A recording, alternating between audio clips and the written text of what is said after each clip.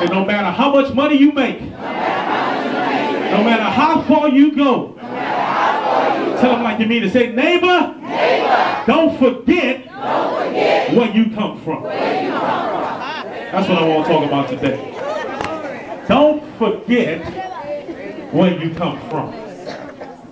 Amen.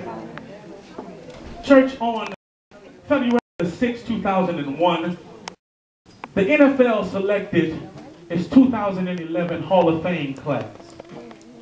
This Hall of Fame class of this year included great players like the running back for the St. Louis Rams. They also ran for the Indianapolis Colts, and who is a New Orleans native, Mr. Marshall Faulk, got inducted into the Hall of Fame this year. Not only did Marshall Faulk get inducted into the Hall of Fame, there was a tight end. Matter of fact, some people call him the best tight end who ever played the game. Mr. Shannon Sharp, he got inducted into the Hall of Fame this year.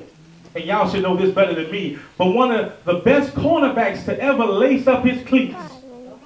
Yeah, Mr. Neon Deion Sanders got inducted into the Hall of Fame this year. And y'all, I can't wait until August 6th of this year. The reason I can't wait until August 6th is because August 6th is when the Hall of Fame inductees get to give their induction speeches. And y'all, in their induction speeches, there are always, most always some tears that are shed. There are always some family members in attendance. But that's not the best part of the Hall of Fame speech. The best part of the Hall of Fame speech is when the players go back down memory lane.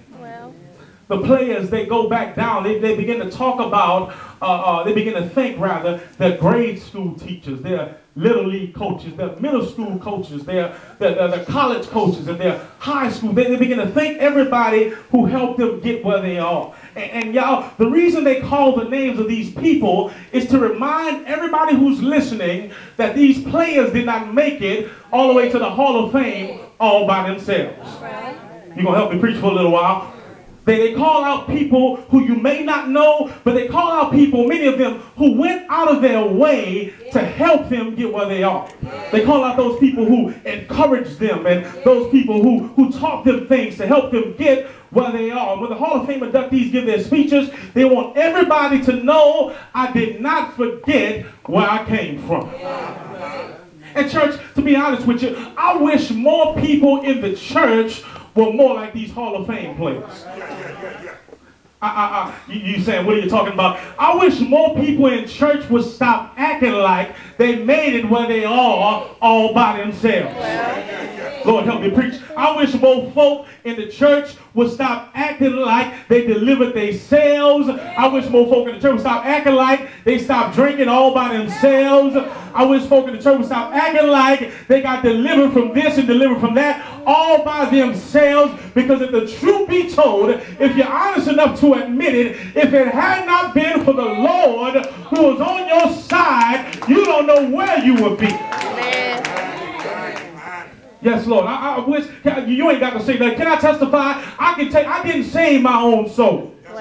You can sit there and look cute if you want to. I didn't save myself. I didn't deliver myself. I didn't stop doing what I wanted to do by myself. But God dealt with my issues. He took his time and delivered me from what that's why, church, I don't make fun of people who are down on their luck. I'm about to come down your street in a little while. That's why I don't make fun of the homeless man on the street. That's why I don't make fun of the homeless woman. I don't make fun of the man with a drinking problem, the woman who's a little promiscuous. I don't make fun of them because I remember where I came from. Come on, help me preach it here. I remember where I came from. And can I tell you, the same God that delivered me is the same God that can deliver them. Whatever you do, church, don't forget where you come from.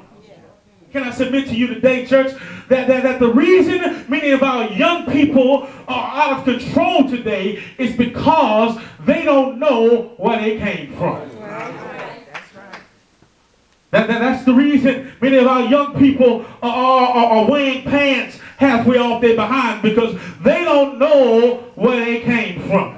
You ain't got to say amen. I say amen for myself. That's the reason the young girls are wearing clothes so tight that their skin is showing, their cleavage. That's the reason they are experimenting with drugs and alcohol, is because they don't know where they come from. Yes, Lord. The reason our young people are not proud of where they come from is because they don't know where they come from. And I'm about to make some parent uncomfortable right now, but I need to tell everybody in this church, it is our responsibility to teach our young people where they come from. Preach that. I am preaching. I ain't saying nothing. It's our responsibility to teach our young people. That's why I like the Jewish religion. The Jewish religion teach their children their own history.